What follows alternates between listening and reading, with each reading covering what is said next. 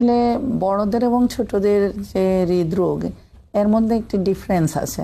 জি। ডিফারেন্সটা হচ্ছে যে শিশুদের যে হৃদরোগ এটা হচ্ছে তাদের হার্টের গঠন সংক্রান্ত।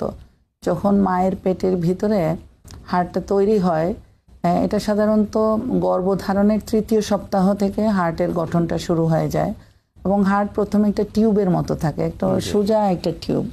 এই টিউবটা আস্তে আস্তে ব্যান্ড হয়, তারপরে এখানে 4টা ঘর তৈরি হয়, রক্তনালী তৈরি হয়। খুবই কমপ্লেক্স একটা প্রসেস এবং এই প্রসেস যে কোনো সময় হ্যাম্পার হতে পারে। জি। এবং সেখানে যে পার্টিশন তৈরি হওয়া, বিভিন্ন ঘর তৈরি হওয়া, তাদের যে রক্তনালী তৈরি হওয়া, এইগুলির মধ্যে তখন গন্ডগোল হয়ে যেতে পারে এবং দেখা যেতে পারে প্রত্যেকটা লেভেলেই কোনো না কোনো একটা রোগের তৈরি হয়ে যেতে পারে, depending on the stage of development, কোন স্টেজে এই সমস্যাটা হচ্ছে।